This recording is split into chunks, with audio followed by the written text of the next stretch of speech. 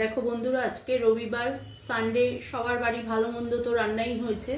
তো আমার বাড়ি আজকে আমি কি কি রান্না করেছি দেখো। আমি, মেয়ে আর এদিকে মলিনা বসবে। আমরা খেতে বসলাম আর কি। ছেলের আগেই খাওয়া হয়ে গেছে। আমার ছেলে আজকে সানডেতে খেয়েছে পরোটা আর আলু ভাজা, মানে ওটা লাঞ্চে খেয়েছে। আর আমরা কি দিয়ে খাবো দেখো।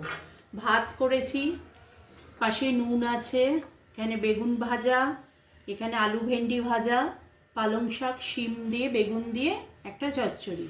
আর এদিকে করেছি, আমি খাবো এদিকে ডাল সিদ্ধ, তো আমার মেয়ে ডাল দিয়ে খাবে। তো সেটা দেখাই, দাঁড়াও। মেয়ে ডাল দিয়ে খাবে, আর মেয়ের বাবার খাবার তো অফিসে যায়, ও তো একবারে সকালে বেরোয়, 12টা নাগাদ বেরোয়, বেরিয়ে দুপুরে অফিসে খেয়ে নেয়, রাত্রে এসে আমরা আবার একসাথে খাই। তো মেয়েকে এই ডাল দিলাম, আর আমি এখান থেকে ডাল সিদ্ধ আর মেয়ের মাছটা দিই। আর আমাদের আজকে কি রান্না হয়েছে দেখো। এই যে আজকে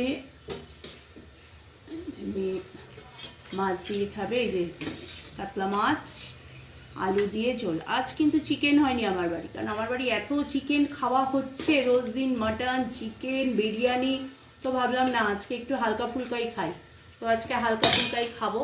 এই যে এটা মেয়েকে দিলাম, আর এখানে ডাল সিদ্ধ আছে, আর এই যে এখান থেকে আমি চারাপোনা মাছ খাবো। এই যে আমার জন্য একটা চারাপোনা মাছ দিয়েছি। এই হচ্ছে আজকে আমার লাঞ্চের মেনু। আর এখানে সামনে দুটো লঙ্কা আছে, লঙ্কা তো একটু লাগবেই ডাল সিদ্ধ খেতে। তো দেখো, এই হচ্ছে আমার লাঞ্চের আজকের মেনু। তো আমরা খেতে থাকি, তোমরা দেখো। মনা, কি দেবো তোকে? আর কিছু না। হ্যাঁ, আর একটু ডাল দেবো? দেবো না? লজ্জা পাচ্ছ? হ্যাঁ, আমার মেয়ে কিন্তু ভীষণ লজ্জা পায় জানো, নিজের বাড়িতেই ও লজ্জা পায়। এটা এটা তোমরা কেউ কখনো শুনেছো যে কোথাও গিয়ে খেতে লজ্জা পায়? আমার মেয়ে নিজের বাড়িতেই লজ্জা পায়, কিছু চাইবে সেটাতেও ওর লজ্জা। যদি আমি বলি দেবো, আমার দেওরের ছেলেও তাই, ও কিন্তু খুব লজ্জা পায়।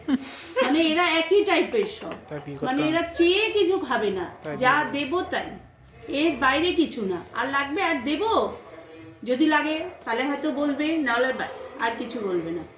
তো দেখো বন্ধুরা, তো আজকে আমাদের লাঞ্চের থালিতে এই আছে। যদি তোমাদের ভালো লাগে একটু লাইক, কমেন্ট, শেয়ার করো আর ফলো করে দিও।